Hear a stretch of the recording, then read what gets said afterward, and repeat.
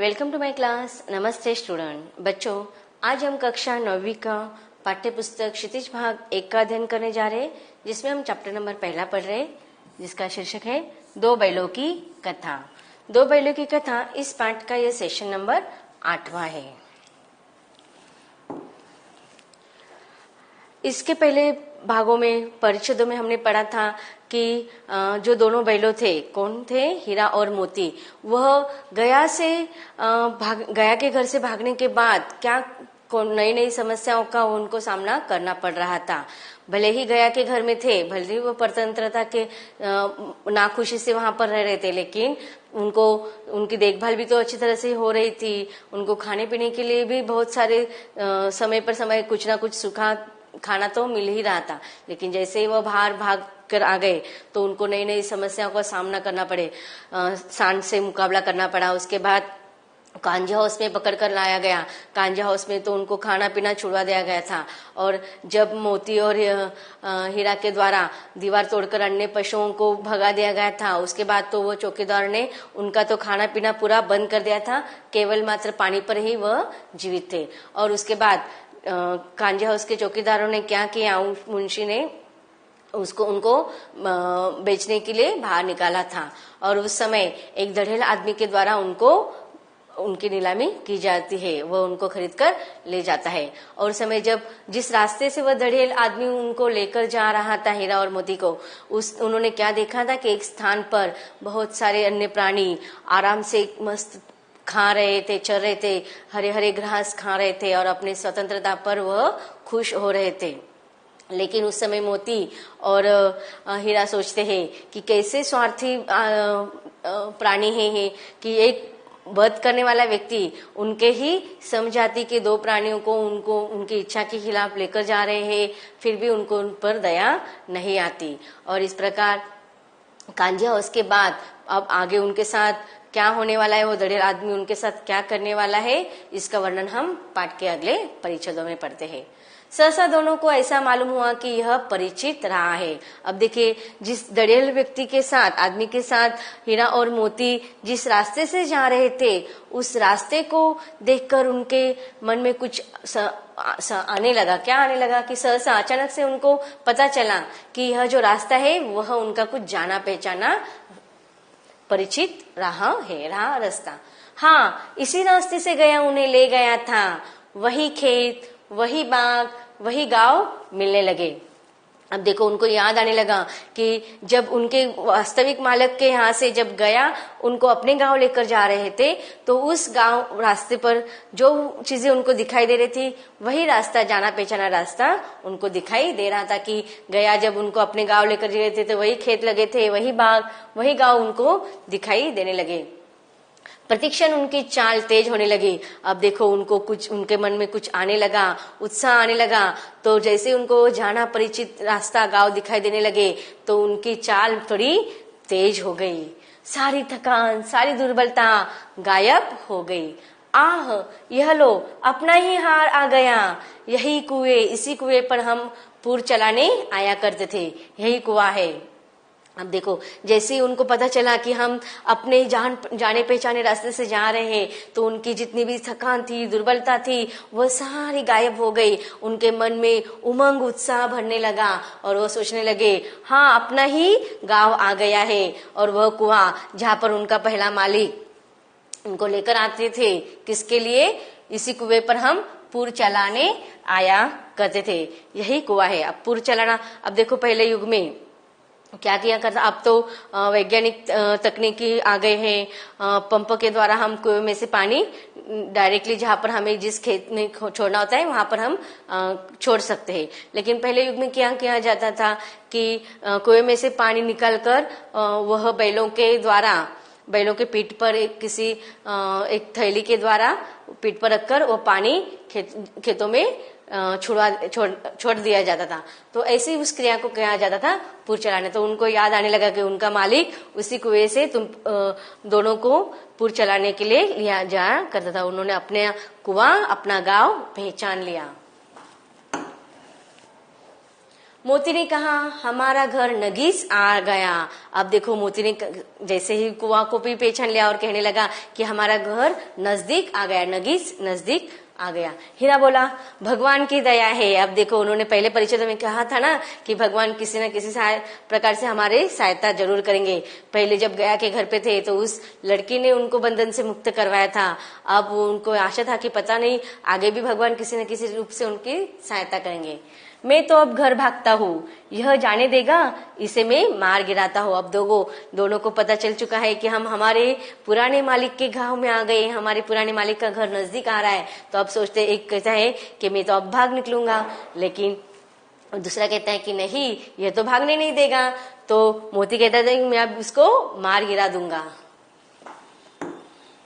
नहीं नहीं, दौड़कर थान पर चलो, वहां से हम आगे न जाएंगे। अब देखो हीरा कहते हैं कि हम क्या करेंगे, इसको मारेंगे नहीं, हम जल्दी से दौड़ दौड़ के हमारे थान पर चले जाएंगे। अर्थात पुराने मालिक का जो उनको रखने का जो स्थान था ना, वहां पर जाने के लिए दोनों सोचते हैं और सोचते हैं कि आगे वहां पर जाकर हम उसके आगे नहीं जाएंगे। दोनों उन्मत्त होकर बछड़ों की भांति कुलेले करते हुए घर की ओर दौड़े। अब देखो जिस स्वतंत्रता के लिए, जिस आजादी के लिए वह इतना मेहनत कर रहे थे, इतना संघर्ष कर रहे थे, वह संघर्ष उनका फल का प्राप्ति हो चुकी थी कि उन्हें अपने पुराने मालिक के घर वह आ चुके थे। और फिर उन्मत्त होकर, उत्साहित होकर बछड़ों की भांति, जैसे देखो गाय के बछड़े कैसे जब अपनी माँ को देखती है और उसके मिलने के लिए किस प्रकार से उत्साहित होकर वह दौड़ते हैं, कुलेले जो जंपिंग करते हैं ना, तो वह कुलेले भरते हुए वह अपने मालिक के घर दौड़ पड़े। वह हमारा थान है। दोनों दौड़कर अपने थान पर आए और खड़े हो गए। दड़ियल पीछे पीछे दौड़ा चला आता था। तो इस प्रकार दोनों ने अपने पुराने मालिक के जो स्थान पर वह रहते थे उस स्थान पर वह चले गए और उनके पीछे पीछे उनका वह दड़ियल आदमी जिसने उनको खरीदा था वह भी आ गया। झूरी द्वार पर बैठा धूप खा रहा था। बैलों को देखते ही दौड़ा और उन्हें बारी बारी से गले लगाने लगा। मित्रों की आंखों से आनंद के आंसू बहने लगे। देखो अब झूरी कहाँ पर बैठा होता, आंगन में ही धूप खा रहा था। और जैसे ही झूरी ने बैलों को दौड़ते हुए देखा तो वो उसके पास चला गया। कभी पहले दोनों बैलों को बारी बारी एक एक करके वह अपने गले लगाने लगा। कभी मोती को गले लगाता, कभी हीरा को गले लगाता। और इस प्रकार दोनों मित्रों की आंखों में भी आनंद के आंसू बहने लगे कि वह अपने पुराने मालिक के यहाँ पर आ पहुंचे। एक झूरी का हाथ चाट रहा था। अब देखो दोनों भी अब हम भी कभी कभी ऐसा ही करते हैं ना, जब हम माँ से बहुत समय, लंबे समय के बाद मिलते हैं तो हम माँ को चिपकते हैं, उससे दूर नहीं होना चाहते। उसी प्रकार दोनों जो प्राणी थे वह अपने मालिक को माँ के समान ही तो स्नेह करते थे, इसलिए वो उनके हाथ चाटना जानवरों की यह प्रेम व्यक्त करने की भाषा होती है। दड़ेल ने जाकर बैलों की रस्सियां पकड़ ली। अब देखो उनके इस भावावेश में वो दड़ियल आदमी आया और दोनों बैलों की रस्सियां अपने हाथ में ले ली। झूरे ने कहा मेरे बैल है, तुम्हारे बैल कैसे? मैं मवेशी खाने से नीलाम में लाया हूँ। मैं तो समझ रहा हूँ चुराए लिए जाते हैं, चुपके से चले जाओ। मेरे बैल है, मैं बेचूंगा तो बिकेंगे। अब देखो ये वार्तालाप किसके बीच में हो रही थी? झूरी और उस दड़ियल आदमी के बीच में। झूरियल ने कहा कि ये मेरे बैल है, लेकिन वो दड़ियल आदमी कहता है कि ये तुम्हारे बैल कैसे है? मैंने तो उनको नीलामी से खरीद कर लाया हूँ, मैं कांझा हाउस से। तो इस पर झूरी कहता है कि मैं तो समझा रहा हूँ कि तुम यह चुरा कर लेकर आए हो, तुम यहाँ से चुपके से चले जाओ, यह मेरे बैल है। और तुमने खरीदी कैसे? ये मेरे बैल है, अगर मैं बेचूंगा तो ही तुम बिकोगे, तुम्हारे पास से तुमसे अगर मैंने बेचा तो ही तुम खरीदोगे ना, और मैंने बेचे ही नहीं तो तुम बिकेंगे कैसे ये बैल? किसी को मेरे बैल नीलाम करने का क्या अख्तियार है?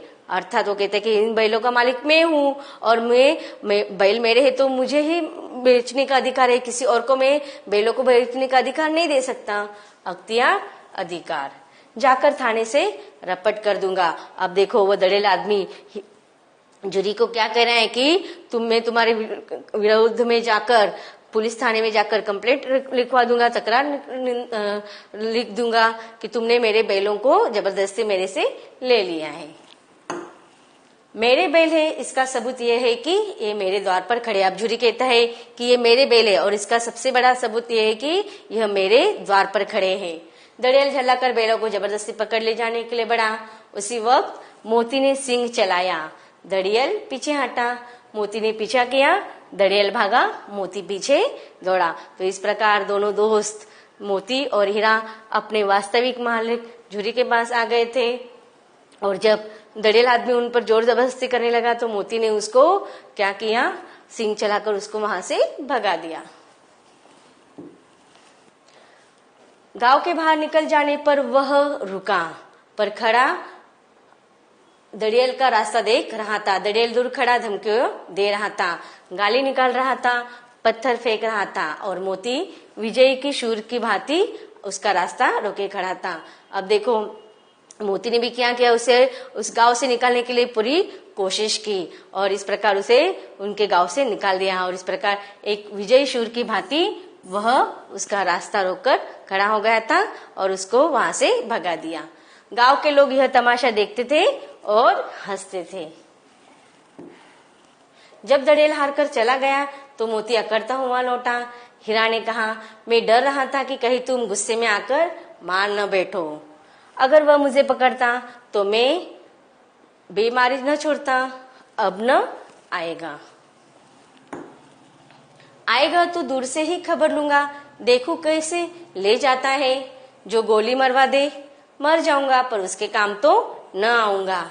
हमारी जान को कोई जान ही नहीं समझता, इसलिए कि हम इतने सीधे हैं। अब देखो यहाँ पर उन्मुख जानवरों की व्यथा हमें पता चल रही है कि जैसे कांजी हाउस में या वो दड़ियल जैसे व्यक्ति जो होते हैं केवल मांस के लिए या पैसों के खातिर मुख्य जानवरों के साथ ऐसा बेहतर व्यवहार करते हैं। तो इसलिए वो कहते हैं कि यह जो लोग मनुष्य लोग होते हैं वे जानवरों की जान को जान नहीं समझते हैं। और बैल कहते हैं कि हम इतने सीधे साधे हैं, इसलिए हम मनुष्य लोग जो गलत कार्य करते हैं और हमारे साथ दुर्व्यवहार करते हैं।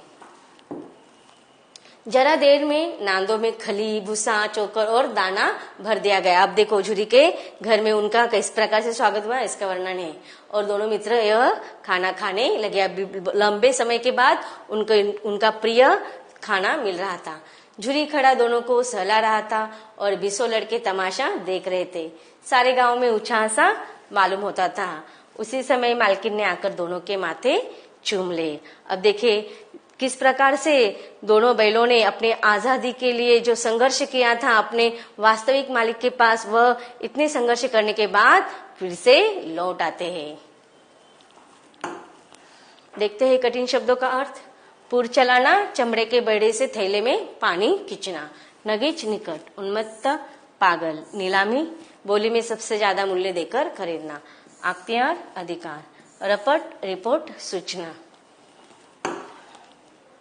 मुहावरे, गिरते पड़ते भागना, किसी तरह से जल्दी जल्दी भागना। खबर लेना, धमकाना, मारना। अब इस पूरे पाठ पर संदर्भित एक प्रश्न आपकी किताब में पूछा गया है, उस पर हम चर्चा करते हैं। कहानी में बैलों के माध्यम से कौन कौन से नीति विषयक मूल्य उभर कर आए हैं? उत्तर है, अब देखें हर नीतिपरक जो मूल्य है उस पर हम चर्चा करेंगे। कहानी में बैलों के माध्यम से अनेक नीति विषयक मूल्य उभर कर आए हैं, उनमें से कुछ निम्नलिखित है। पहला है सच्ची मित्रता के। देखो हमें इस कहानी के माध्यम से लेखक ने कौन सी नीतिपरक मूल्य के बारे में इंगित किया है, तो सच्ची मित्रता होनी चाहिए। मुसीबत के समय हीरा मोती एक दूसरे का साथ देकर सच्ची मित्रता का उदाहरण हमारे सामने प्रस्तुत करते हैं। एक के मुसीबत में होने पर दूसरा उसका साथ नहीं छोड़ता। दूसरा है मिलजुल कर रहने की भावना। हीरा मोती बलशाली सांड कोम हरा कर एकता में शक्ति की कहावत चरितार्थ करते हैं। तीसरा है निस्वार्थ परोपकार की भावना। हीरा और मोती कांजी हाउस की दीवार गिराकर अधमरे जानवरों को भगाकर निस्वार्थ परोपकार करते हैं। ऐसा करते हुए वे स्वयं बंधन में पड़े रह जाते हैं। अगला है नारी जाति का सम्मान। हीरा और मोती नारी की सम्मान करते हैं। वे छोटी बच्ची को सताने वाली उसकी सौतेली माँ के साथ बुरा व्यवहार नहीं करते।